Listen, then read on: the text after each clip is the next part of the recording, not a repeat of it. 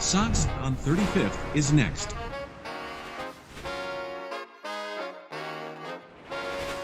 Doors open on the left. How's it going, everybody? My name is Coughlin, and welcome to the Sox on 35th podcast. We are back with another exciting episode covering your Chicago White Sox. As always, I'm joined by our panelists, Jordan Lazowski and Nik Gaur. Gentlemen, I know exactly how you were doing on Friday night because we had the second annual Sox on 35th outing. It was an incredible time. I could sit here and list all the people that we saw, but obviously the entire network was there. It's always great seeing everybody. It's awesome to put, faces to names, everything like that. So big ups to everybody. Big ups to Joe for, putting the whole thing on. But besides that incredible outing we were at on Friday, how was the rest of your weekend? How are you guys doing? One thing to add on that before I share, I don't think anybody across any platform thanks the people that kind of make it possible enough. So all of you listening, all the support you guys provide, it makes it possible for us to be able to go and celebrate the family we have and the work we do here. So appreciate everyone who listens and reads and follows along. You guys make that possible. Other than that, I'm doing better today than when I was trying to get out of Lot C on Saturday. I cursed myself. Lot B was full. Had to go to Lot C. We got towards the front of the lot. So I'm like, oh, this will probably be pretty good. There's not the usual traffic. I bet getting out will be pretty easy because A and B merged together. C is kind of on its own. It was a nightmare. It was a true nightmare. I deserved the curse I put on myself for that because I was just not really happy, and poor Joe had to sit there and listen to me. It was not a good time. Would not recommend. Well, sorry to hear that. I'm very loyal to lots A and B, but whenever they're full and I go to C, I try when I park toward the front, I'm actually like, damn it, it's gonna be tougher to get out now because everyone exits through that funnel in the back. Is that what happened to you? No, first of all, the way you said that was like the most insincere. Like, oh, I'm sorry that. Like, I'm not really sorry. I'm just saying that had to be the most insincere. Like, oh, I'm sorry that happened to you. Like, no, you're not. No, we got towards the front and to get our way out, and then all of a sudden, like, traffic was not moving, and then we were out to my car pretty early. And then by the time like traffic started moving, everybody had already gotten to their cars. So now everyone was merged. It just created a giant mess, and it defeated the purpose of getting out of the stadium as quickly as we did. But no, that was the most insincere. Oh, I'm sorry that happened to you. No, there's no way you were based on that response. All right. You know what? I'm sorry for the way I said sorry. How about that? Is that better? You know what? That sounded super sincere. I'm going to pull a Tony La Russa. I understand your sincerity on that one. Thank you. Unreal. No, I think two important pieces of context here before we move on. Jordan, because I was sitting right next to Jordan as he was driving the Lot C on Saturday, and he was just justifying how much better of a situation it's going to be going into Lot C. You know what? It worked out for the best. We're not going to have to be in Lot B, or we're not going to have to deal with the funneling of Lot A, Lot B. Jordan was coping at a level that I've never seen Jordan cope, and it was impressive to watch. And it only got worse once we pulled up to the stadium and we realized, oh my goodness, it's a giveaway day. And that is why all the lots are full. The vibes were so good at that point. We had just come off the sweet outing. We were going to another game. Then I was in a good mood. So maybe it was the coping that was the issue, but like I was in a good mood. And that was quickly ruined about 3 hours later. Sox won, which was great. And then I tried to get out of the stadium. So I won't put the curse on myself next time. I'll accept the situation as it is and try not to cope so hard, I guess. No, it was genuinely a great weekend. Once again, Jordan, I think you said it all. Really appreciate all the people who support the website that make things like that possible. Obviously, and I think my favorite people that I saw at the Sweet Outing were the people that, maybe not everyone's totally familiar with as far as like fans of our website. And they are people who are just absolute rock stars behind the scenes, whether that's in the editing side of things, whether that's, dropping ideas in the group chats that we're in, like, the network really does run on all the hard work of everybody. And, it's always awesome kind of being able to pick brains, be able to kind of talk ball with those types of people. But, I think we have quite a bit to cover in the episode, and I feel like we've talked a lot about, pat ourselves on the back a lot about Sox on 35th, and shit on Jordan enough for an entire episode. So before we get started, be sure to subscribe to the podcast on Apple, Spotify, YouTube, and anywhere else you get your podcasts. Also, be sure to check out the website at Sox on 35th, as well as following us on Facebook, Twitter, and Instagram at Sox on 35th. So obviously it has been a pretty up and down week of baseball, I guess would probably be the best way to put it. Couldn't have ended really in a better way. Obviously Friday with, losing that one to the Red Sox, it really felt like a very winnable game, especially when you look at the performances of guys like Eloy Jimenez and Andrew Benintendi. You really just need a little bit more from the offense, and you just didn't end up getting it. But then you have the next two games, you have Saturday and Sunday. You have Luis Robert. I don't know if Luis Robert hates the Boston Red Sox, but I feel like he just absolutely terrorizes them every time he sees them on the schedule. And this is no different. And he played so well this week that he was actually named the AL Player of the Week. So Luis Robert playing at a very all-star type of level right now. And it's very exciting to see. Obviously, with the wins and losses, that's an entirely different discussion, but it is nice to see Luis Robert kind of moving forward and playing very good baseball, as well as my boy Andrew Benintendi, but we will discuss that a little bit later. Nick, I'll let you start off. How are you feeling about the past week of White Sox baseball?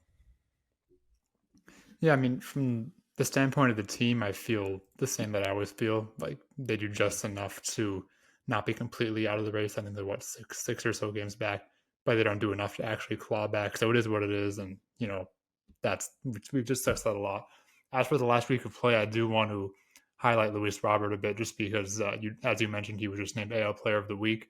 And even before he kind of went on his heater over the weekend, like before it was home run after home run, it became kind of clear that he was in one of his zones again. I feel like just watching even his outs, he was barreling the ball to the outfield, or he would hit, like a 100-mile-per-hour line drive right to an infielder. Like you can kind of just tell. And also the tell with him, of course, is that he's chasing less frequently on the sliders, the waste pitches low and away, which is a common trend that we always talk about. And that kind of brings me to my main point, which is that I think, and again, this is also something that I was thinking before he went on those heaters. This is not like a hindsight thing, but I'm getting kind of annoyed with the amount of people who feel the need to add qualifiers when they're talking about Robert. And by that, I mean that, and also this is not an attack on Jordan. I know it might come off as one, but so before you even go anywhere, I knew you were going to talk about Robert. I had no idea what it was. And as soon as you said that, I'm like, oh my God, he is going right at me. No, go right ahead, Nick. Let's hear what you got to say. Go ahead. I mean, you might disagree with it, but it honestly, the inspiration for it came the other day, like Tuesday or Wednesday, when Robert was not even in the top 20 of voting returns.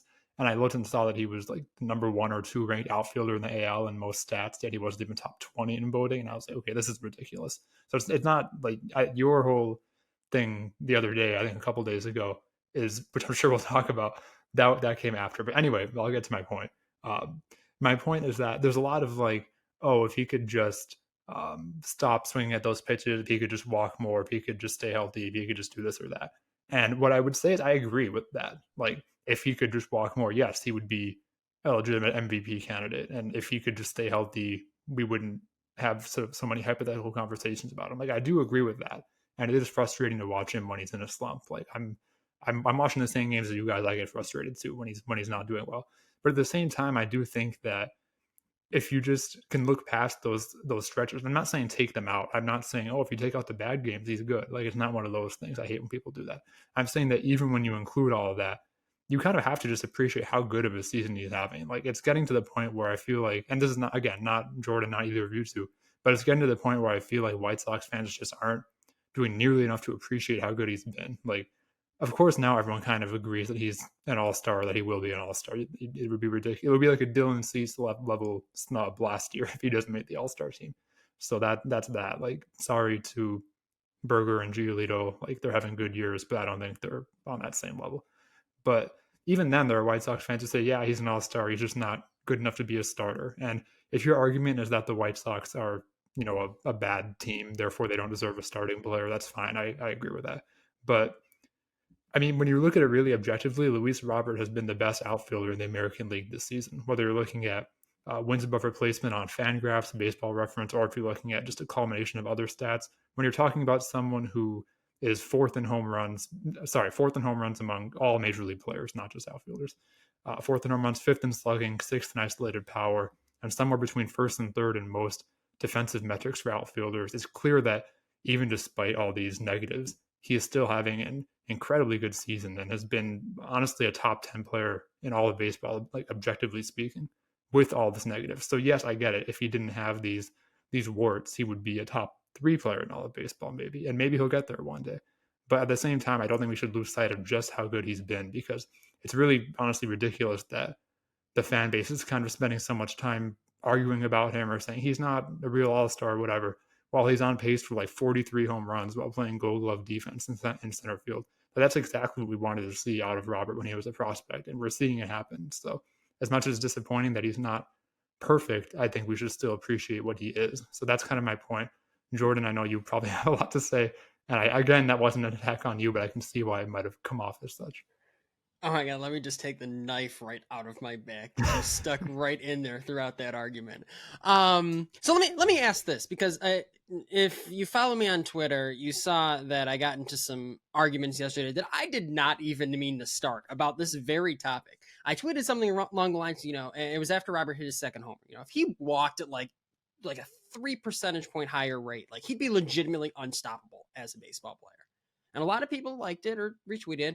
And then I got in a conversation where people are like, you're just dogging him or you're just sour grapes or whatever, just because you were dogging him earlier in the season. Well, I was dogging him earlier in the season when he had a 9 WRC plus over the course of 3 weeks. Like, I think that's a fair time to dog a player. I didn't claim to trade him. Don't get me wrong. I didn't claim to trade him. I simply said move him down in the lineup until he fixes his approach a little bit. Apparently that is so bad to say that I got into quite a few arguments yesterday over it. And it's very similar to what you're saying, Nick. I'm trying to find the line between, for fans saying like, yes, and Nick, you have receipts of this as well. I would put him top 2 in the AL in center field right behind Trout. I don't think there's any question. He is a stellar ball player, and there's one other guy I would take over him in center field, and happens to be the best player in baseball historically. Like, I don't think I'm being unfair in my evaluation of Luis Robert. Where is that line, though, for trying to say, like, yeah, I'd still like to see him do these things, because it's not like I'm saying I need him to become prime Yasmani Grandal, right? I'm not saying I need a 10, 15% walk rate. It's more so it's like when the pitch is 8 feet or 8 inches outside, let it go. That shouldn't change your approach in terms of aggressiveness. Anything in the zone, feel free to swing at it at the same rate you are. When you see it's almost a foot outside, lay off of those. Like, I think we should all want that for him as Sox fans, simply because it's such an easy way to improve without changing who you are as a ball player all that much. You can be free swinging at pitches relative. I'm even talking like shadow pitches. Like, keep swinging at those all that you want. Just more so those waste pitches where it's like you see 3 sliders in the dirt and an at-bat, and he swings through all 3 of them. It's like, those are the at-bats you want to refine. And it's not because I don't think he's good now. So everyone's saying I'm mad because I was dogging him and now he's good. Get out of here. Like, if you honestly think I'm mad that he's playing well, like, you got to screw loose, multiple of them. It's more so it's like wanting to refine it in a way that's easily attainable, such that it would make it even more awesome how good he is right now. I don't know. It's weird finding that line, because like I get what you're saying, Nick, but also it's like, yes, but this is so this feels like I don't know. I'm not a Major League Baseball player. It feels attainable to the point where it's like I'd like to see him make that next step. Just like everyone last year with Dylan Cease. Oh, he's good, but he walks too many guys, or this and that. It's like it's the same thing. It's like every player has these things that are somewhat attainable. I don't consider that any different. Like, I'm not going to get mad at someone who says Dylan Cease should walk fewer guys. He should. Like, I don't get why. I guess the long-winded response is I don't get why there's pushbacks on those things. To your point, I get like, hey, he's not a true all-star, all that stuff. Like, that's out of line. It's more so it's like there are still things. It's fine. I feel like it's fine to be like, hey, this is awesome, but what would be even more awesome? Like, I don't know. I understood what you were saying with the tweet. Like the tweet you've referenced a couple times. Like when I saw it, it's like, you know what, that's a good take. The reason why people jumped on you about that is because of previous takes. If that was a straight take out of somebody after being maybe milk toast on Luis Robert, you're probably not going to get that type of return.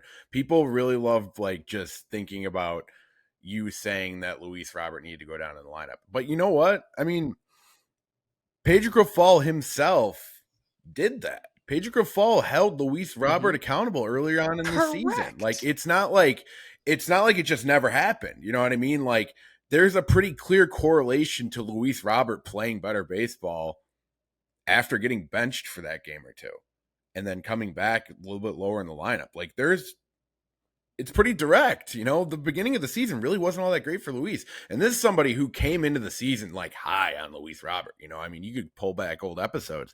I think what gets me with stuff like that and Luis Robert, you know, you guys have said it all. Like he's one of the, like probably the second best center fielder in all baseball right now. Genuinely just mashing baseballs. Like looks great at the plate, looks great in the field. Like he looks like the guy that we kind of expected him to be. But I don't think it's crazy to have higher expectations. And it's not like anybody's holding his feet to the fire. And if you are, you're way too much of a stickler for my taste. But like, it's just wanting to see what he can do and see him bring it all together because he's done it before. You know, 2021, he played 68 games. He's played 76 this season. This season, he has an on-base percentage of 326. In 2021, he had an on-base percentage of 378. It's not like he can't do it. You know what I mean? It's not like he's never proven that he can do it in the past.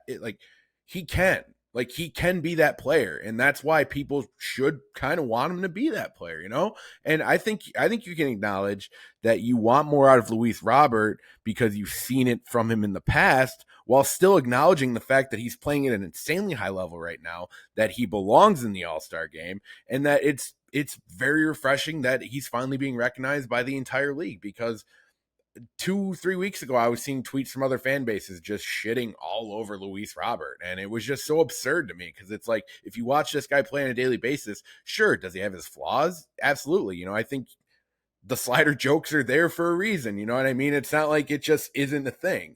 But then you have this Luis Robert who just played the Boston Red Sox, who sat on 2 sliders before hitting one to get into a gap, which I thought that's growth. That's the small things you want to see out of Luis Robert that continues to help him grow.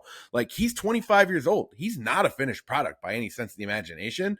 And nobody should want him to be a finished product right now. We should continue to want to see him move up that ladder and continue to grow. So, I mean, I understand people being defensive of players because sometimes I get a little defensive of my guys as well. You know, it's just kind of one of those things, but I think you have to just stop and look at the fact that Luis Robert was sold to us as this guy with the potential to be the best player in baseball, if not top 3, as you said a little bit earlier, Nick. And to expect him to be that guy, I don't think that's crazy at all. You know, and I think that is a standard that he should be held to. And I think that's a standard that he probably holds himself to, because I think with the way he's been playing, he wants to be the best player in baseball. And I don't even think it's getting defensive about guys. Trust me, I've got my narratives. I got my guys. I don't even think it's about that. For me, it was more so about the fact that people are trying to say, like, oh, you're just mad that he's playing well now because you were bashing him. Get out of here. Yeah, I hate being happy as a Sox fan. You guys are ridiculous sometimes, truly, on Twitter. And you know exactly who you are when it comes to this one. But for me, this isn't even the first time we've done this with players. Moncada comparing his 2021 to his 2019. Dylan Cease last year. Like, we do this all the time. I don't know why there's any more or less vitriol for Luis Roberts. Like, there's another level to his game that's easily attainable. We all should want that, but we can also all recognize how good he was. Just like 2021 Moncada. He was valuable in a different way, but he was still valuable. There's a higher ceiling like the 2019, but what he did was still awesome. Like, it's just, this feels like such a weird reaction for this player specifically. Just, we've done this before with other players and came to the same conclusions. This is great. I'd love to see this next level, but I will absolutely take what I'm getting right now. People are like, he's the best player on the team. Like, you don't think I know that? I'm not dumb, people. Like, think what you want. Come on. It got a little ridiculous. Right. I mean, I think as long as, and you two both did this, but I think as long as you can acknowledge that he's having such a good season while also saying he has this other level he hasn't unlocked yet or has in the past but isn't doing now, that's fine. That's the distinction. My issue is with the people who don't acknowledge how good he's been, but then harp on needed to see more from him. Like, I agree with you guys that Trout's the only center fielder I would take over him. But again, objectively, so far, I'm not saying he's a better player than Trout. Don't worry, I'm a huge Mike Trout fan and I have a brain.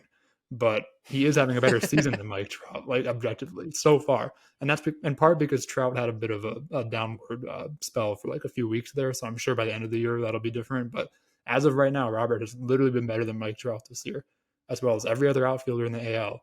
Yet I just still feel like the pendulum has swung too far on the criticism level. So that's why I brought this up in the first place. I mean, I knew we would talk about it, but and I hope this doesn't get taken out of context like some comments from Jordan on Twitter where it's like, oh, Nick thinks that Robert's better than Trout. Like, that's not what I'm saying. But he is having a better season than him. Like, you can acknowledge that.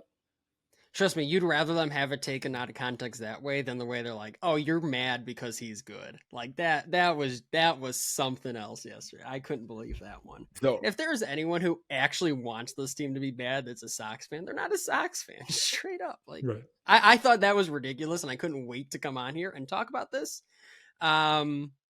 Just simply because I thought how ridiculous some of the conversation around him got. It's like, yeah, he's awesome. Best player, absolutely. I have a brain. The funny thing is, this conversation in total feels so unnecessary. Look at the numbers, look at the statistics behind it. Like, this feels like such a wholly unnecessary conversation from your perspective, Nick, and from mine on the other side of it, where it's like, just look at the numbers that are provided for you. So Nick, I will give you a pass because technically he does DH more often, but don't if we're considering Shohei Ohtani an outfielder, we might need to have a discussion about that. But again, I'll let that pass because Shohei Ohtani is Shohei Ohtani. But anyway, one thing that is very necessary to talk about is Andrew Benintendi, because over the past week, my boy Benny has been absolutely destroying slap hits to the gaps. And you want to know what? I can admit that. I can totally admit how great it is to watch Andrew Benintendi be a slap hitter. And I know that's something that is used against him a lot. But when you're slashing 385, slugging 539, OPS 923, I'm gonna live with the slaps, genuinely. That slugging number obviously isn't anything to really hold your crown to, but like, Andrew Benintendi's playing really good baseball right now, and I feel like everyone's just kind of avoiding talking about it. Even when I was at the game on Saturday, sitting down 153, I sat in the 108 for a little bit as well. You still just kind of heard those hoot and hollers anytime Benintendi had a bad swing or anything like that. Everybody just expects him to be this like all-star level player. But honestly, he's played like that in the past week, and I don't think he's gotten enough recognition about it. I know Luis Robert is the hot topic around town, but I really like what Andrew Benintendi's been doing. Not even just last week, but really the last month. He's looked really good. He's looked a lot more like that guy we paid him to be. Obviously, the power numbers, you want him to be better. I think everybody wants more than one home run out of a guy that you're paying Andrew Benintendi, that number, but. I've been really impressed with how he's been playing lately.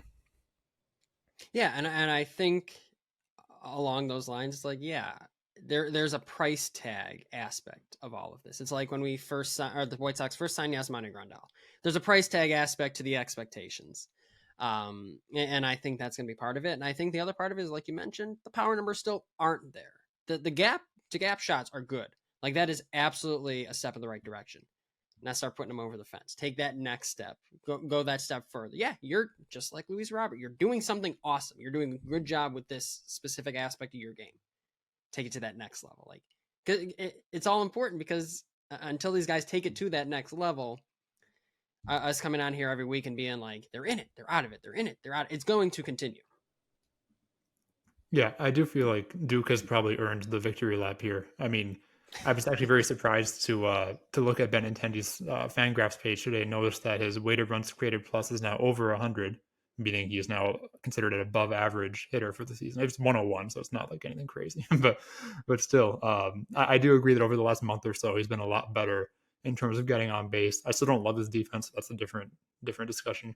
But on offense, yes, he's been a lot more of what we were promised. And I kind of agree going with what Jordan was saying that the expectations are because of what he's being paid, which is unfortunate because on any other team, $75 million would be like a pretty normal contract, but instead it's like the holy grail for the White Sox. So there's that. But yeah, he definitely has been hitting a lot better. And honestly, if he'd been doing this all season, even if I don't like his defense, I would probably have no complaints about him. So hopefully it's just the slow start was because of his hand injury from last year. Maybe it wasn't fully healed and just now it's starting to feel better.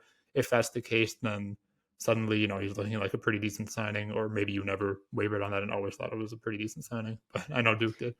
But yeah. And I think at the end of the day, too, just the quality of at bats has been really good. Everyone makes fun of how much I like walks and chase rates and things like that.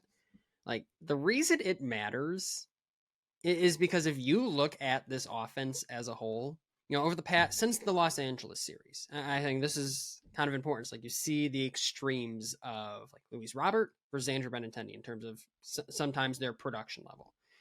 Sox have hit the third most home runs in baseball since that including that Los Angeles series. So about 2.5-ish weeks of worth of games. They scored the fourth fewest runs in baseball over that time because they have the fourth lowest on base percentage and the second lowest walk rate. Like, why does this stuff matter? Because they're just hitting a bunch of solo home runs and they're not scoring enough runs via solo home runs, so they're not winning ball games. You can't turn around and blame the pitching. They're 10th in ERA over that span and 4th in F4. So you can't turn around and blame the pitchers because they've been at least pretty much doing their job. It's nice to see guys like Benintendi have those good at-bats and work counts at the top of the lineup and find ways to get himself on base or at least work a good at-bat because, yeah, the Sox have taken a step in the right direction offensively. Now they're hitting homers. But you need people to be on base in order to really make that count. And I think, again, it's like, oh, Jordan and his walks, Jordan and this, Jordan talking about how Luis Robert is walking. The point is, like, you need guys who are going to find ways on base so that the guys who hit the ball out of the ballpark can do their job more effectively. Like, it's a step in the right direction, but it's still not there fully as a team. But Duke, to your point, Andrew Benintendi's quality of at bats push that in the right direction. You need more guys to go and do that, though. Yeah, well, I mean, simply put, we can't, and I mean, this team has certainly tried. We can't live and die by the solo home run offense. We need guys to get on base. Like you said, we need people on base for the heavy hitters in the lineup to really be able to take advantage of it. Some of those guys honestly could get better with their approach as far as, getting walks. My boy Jake Berger, I think, is a prime example of that. Seeing him being able to walk would be a huge positive, especially bringing those strikeout numbers down. But obviously, Jake's still kind of working. He's still playing. He's still just kind of getting MLB games under his belt, if we're being totally honest. You know what I mean? I don't even know if he's played an entire season's worth of games at this point yet. He's getting very close, if he's not already there, because I know he's popped back and forth with the majors and AAA over the past few years. But hopefully that's something we see improve over time. We need to continue to see that. Andrew Vaughn, he needs to be able to get on base any way possible. If he's not hitting, he needs to be able to take walks, which I don't think he's been necessarily terrible at. But Andrew Vaughn's so hard to talk about on a week-to-week basis because every time he starts to play good and we're prepared to praise him, he has just an awful week. And then every time he has an awful week and we're ready to tear him apart, he has a pretty good week. So it's so hard, but regardless, this offense needs to have more consistency moving forward, especially when you get pitching performances from some of your lower end pitchers. I think your offense needs to be able to kind of carry the load. You look at what we did against Boston on Sunday. Pretty good example of a bullpen day of guys who probably aren't, marquee names around the MLB. I mean, I don't know how many Tanner Banks stands are out there, but congratulations if you're one of them. But to be able to get by with that type of to get by with that type of like strategy while getting 4 runs on the board, why can't we do that when Lance Lynn decides to show up and have a good game? You know what I mean? That's the type of thing where the offense continues to struggle to find consistency, and that's why like this past series was a nice example of being able to have a little bit of it and show that you can win baseball games that way. But until that happens fully, it's just so hard to fully buy into this team, if you guys know what I mean. Right, because every week we're back, we're not back, we're in it, we're out, it's like you bounce around. That's the fun of the weekly podcast. You bounce around as the team bounces around. Again, every player needs to take it to that next level. And that next level for a lot of guys is just more consistency.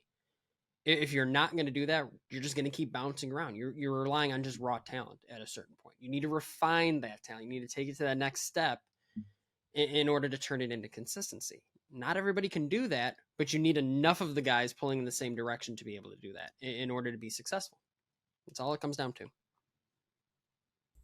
Yeah, no doubt. And I think I think that's kind of a good spot to really get into some of our pitching performances over the past week, because as we say, we want consistency from the offense, and overall, I think our pitching has done a pretty good job. Specifically our bullpen. Really no big meltdowns this week. Obviously Friday night, not the greatest performance from Reynaldo Lopez, but a situation where that's just kind of what he's been at this point in the year, and this is where Pedro Gaffal once again has to really stay on top of bringing the right arms in at the right times. Jordan, I know he's your boy, but I get so terrified when the White Sox are up like 2 runs and Aaron Bummer starts warming up in the bullpen. That's just the type of situational stuff where it's like, I need late in the game. That's where I need Joe Kelly or Kendall Graveman or anything but Aaron Bummer, to be totally blunt with you. Nick, I know you definitely love talking about bullpen guys. So, how have you felt about a little bit of the starting rotation, but B, how have you felt about the bullpen over the course of the past week? Because it's really starting to feel like that is our strong suit. Yeah, it's tough without Hendricks and Crochet, of course. But at the same time, one thing that I like that they're doing differently, and by they, I guess I mean a mix of Pedro Grifol or the front office, I don't really know who is behind this, is the idea of having multiple long relievers in the bullpen, whether it's Banks or Schultens, or I think they got, Tukey from the Guardians, but former Braves prospect, I think, threw 4 innings the other night. Like, just having that flexibility is really nice, especially when you have a lot of starters like maybe Kopech, for example, who's getting close to his career high in innings, and you just need some more insurance if he is having a bad start or his arm is getting tired or whatever. So as a concept, I like that. In terms of the actual players' performances, I mean, yeah, Giolito continues to have a very good year. I mean, we were at the game on the 3 of us on Friday when I think he struck out 10 batters. Like, he's looking like his vintage self, which is really good for him. Although honestly, it's a little bittersweet every time I watch him this year, especially the last few weeks. It's like I kind of know this is the end, and he's pitching so well, and it's like, why? Like, we talked about this several times, but like, it's so stupid. Like, why have you already decided that he's gone no matter what? Like, why can't you re-sign a clearly good pitcher who wants to be here? But whatever, that's another topic. And as for the bullpen, yeah, I mean, like I said, the long relievers have been nice. I'm a little worried about this week, particularly for the Angels series more than the A's, because the Angels lineup has been very good this year, and I don't really trust Aaron Bummer or Tanner Banks, or really anyone, if we're being fair. No, against Ohtani, Jordan. I'm saying, like, Okay, who do you Yeah. trust against Ohtani? That, Who? no, Michael that's what I'm Kopech. saying. Like, you can't. Gun to my head. Oh, Yeah. grow up. You guys are something. I'm going to start boycotting these podcasts, man. I just come on here. I'm going to start boycotting. Start boycotting. Your Look, all I'm podcast. saying is, That's great. like, you just can't bring a lefty in against Ohtani, and I mean, maybe Tony La Russa would, but that's my point. Like, he's not a traditional power lefty that you can just expect to shut down. And by the way, I do consider him a DH. Duke, going back to earlier, I don't consider him an outfielder, so I don't think Robert is better than him. But anyway, I give you I'm a little pass. scared about that, just because whether it's Ohtani or Trout or any of the number of surprisingly decent hitters that the Angels have picked up in the last couple of years, I just feel like we typically struggle on these West Coast trips. So I'm a little worried about that, and I guess we'll see. just so much Aaron Bummer slander, man. It is unbelievable. I will bring up statistics to justify all of this. I'm not saying he's been good. Trust me. I understand when my narrative ball is struggling. Don't get me wrong. But it doesn't mean I like the slander. I think overall it kind of proves what we kind of felt in the outset. This entire team is probably going to be built on its pitching, and you need the offense to do enough, and it's really not doing enough. It makes the fire Ethan Katz comments from earlier this season look extra ridiculous at this point in the season. I think too, Nick, to your point, it's like it's frustrating to see someone like Giolito, who's clearly made his 2022 look like an outlier that we all kind of figured it might be.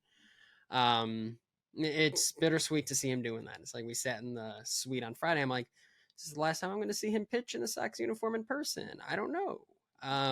So it's nice to see them sort of hit that stride. I do think this Angel series is another nice test. I think they have so far passed, or at least gotten passing grades against good offenses recently. I think Cease especially is someone who has historically gotten the reputation of a bum slayer, essentially, and for him to go out and pitch pretty well against Texas, pitch pretty well against LA, these are good offenses that he's thrown well against. The starting pitching has kept them in games, and especially at this time when you don't have Clevenger, and Kopech might be coming up on some sort of innings limit or innings restriction. If you get through a game where Tanner Banks, Jesse Schultens cover 5-6 innings and they only give up 3 runs, you have to win those ball games. Like, those are the games that are the toughest ones to win, but if they keep you in it, you got to win them. Only thing other than that, Touki Toussaint looked really good in his only outing so far with the White Sox. I'm interested to see what happens with him. I'm not saying expect much, just because he's bounced around so much. You figure someone would have unlocked him by now. But if he stops throwing the fastball so much, becomes a sinker curveball type guy, might be someone who's worth keeping around just to be a multi-inning guy when guys who have we're going to need guys who can cover those sorts of innings. And a guy that we'd want to see there, Garrett Crochet, hasn't been able to stay healthy enough to fill that role.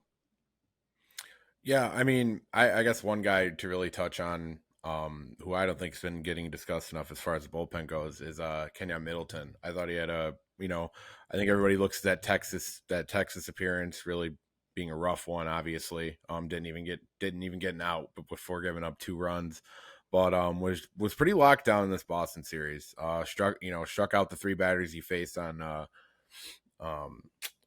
Friday, and on Sunday, obviously shutting it down there at the end. And his confidence continuing to rise is something that's very promising. I'm really just one of those guys I'm just kind of surprised we just kind of stumbled upon. You know what I mean? It's really kind of cool to have this guy come out of the bullpen pitching confident, and it's kind of nice, instead of really falling into the same trap that we've fallen in past years of having these random names show up, be awful for 3 weeks, and then they get DFA'd. Now we have these new guys just kind of showing up, and they all just happen to be throwing very, very well. So I think Ethan Katz deserves a lot of credit for that. I've always been a pretty big Ethan Katz guy anyway. I actually got in a discussion with a guy, I think at the second game I went to this season, older guy that was sitting to the left of me, and I think for an entire 2 innings he was explaining to me why Ethan Katz is awful and why he need to be fired. But I hope you've seen the light, my friend, because Ethan's really done a great job. I don't want to sit here and give him state credit for like Lucas Giolito, because I feel like that's so generic, because obviously the Lucas Giolito connection is like something that's just brought up to nauseum. But I do want to give a defense to Lucas Giolito as well. Rafael Devers, that guy just hits bombs. And if you're a right-handed pitcher, he will eat you alive. And there's really just nothing you can do about that. That home run on Friday was a shot heard around the world. I've never heard the ballpark get so quiet after a home run, because it was just pop, dead silence. Yeah, that's going over the wall.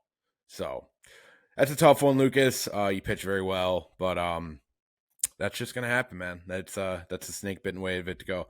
But yeah, no, I just really want to see more consistency from this team. The pitching has continued to just carry the load, and I really worry about the long-term injuries of some of the players on this roster. And I think we've seen a little bit of it with like a guy like Yoan Moncada, where we wonder how much his back injury is going to end up lingering. We've seen it, we've seen it with a couple different guys. Obviously, I don't want to jinx anybody, but we've seen it with, say Luis Robert, Eloy Jimenez, stuff like that. It's nice to see that some of those guys are getting healthy, but Yoan Moncada is starting to really be the worrying one because he's a guy who has never really had that bounce back per se. It seems like he's only really ever played in spurts since the 2021 season, and really even the 21 season that is one that you could consider as pretty good for Yoan Moncada, in his own way. It was one where it was a little choppy of how often he was being able to consistently play the game, and it's starting to become a real issue. Obviously, we love Jake Berger on this podcast. And Jordan, I'll let you go ahead and just jump into this one. What are your thoughts of the long-term third base situation for the Chicago White Sox right now? Because if Yoan Moncada is going to continue to have this back injury, you really got to start looking at life potentially after Yoan Moncada. Right. And I think the reason this even becomes part of a discussion is, well, at a certain point, this team's going to start looking towards next year. I know they keep stringing it along.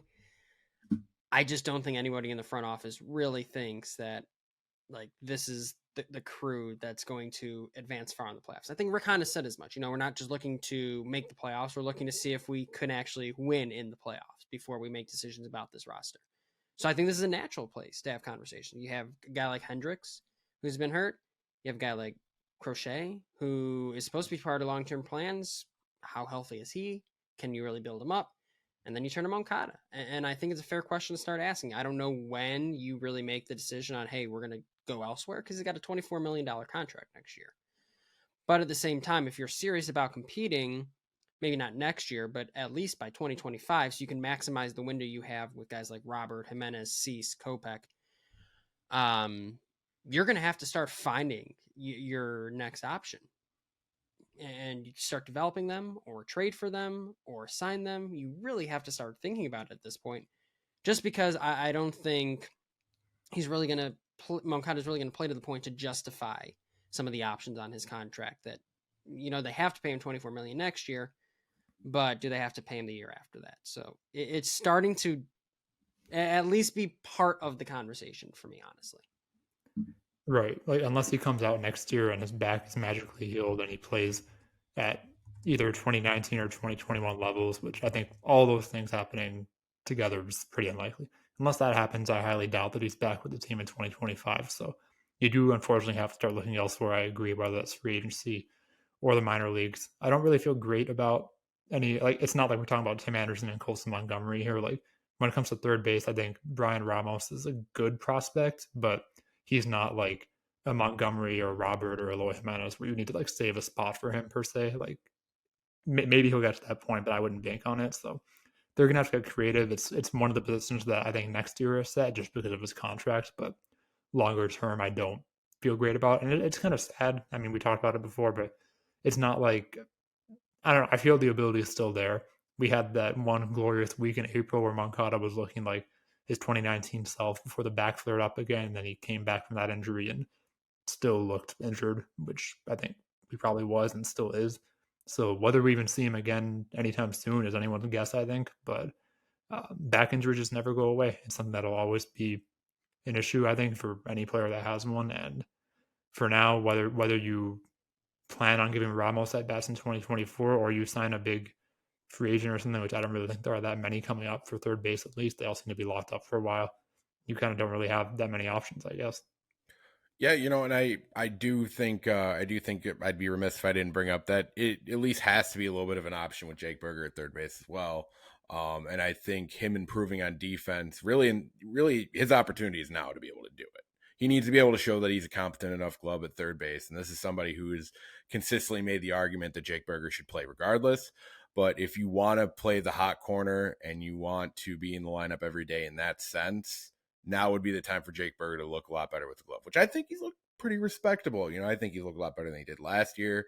Obviously not perfect by any stretch of the imagination, and obviously not a Yoan Moncada level glove, but a Yoan Moncada glove is not very valuable to us when we can't get Yoel Moncada on the field. So certainly an interesting conversation. I wonder if the White Sox would be willing to do with Colson Montgomery similar to what Kansas City did with Bobby Witt, starting him at third base to potentially just be able to get him in the lineup every day till he obviously goes to the natural progression of going to shortstop, because, the plus side of being good at shortstop is you could probably play anywhere on the field. That's just kind of the old homage of it.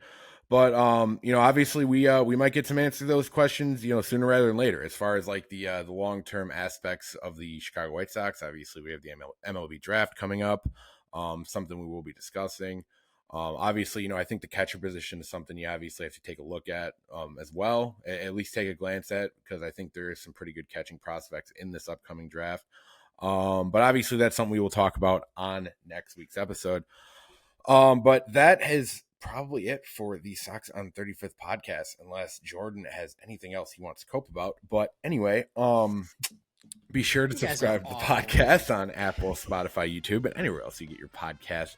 Also, be sure to check out the website at soxon35th.com, as well as following us on Facebook, Twitter, and Instagram at soxon35th to stay up to date with your Chicago White Sox. This has been Duke Coughlin, joined as always by Jordan Lazowski and Nik Gaur. We will be back next week as we cover another exciting week of White Sox baseball. Do not park in Lot C. Thank you, and go Sox. Reminder that I think Luis Robert is good at baseball. Go Sox. Thank you for that. Go Sox.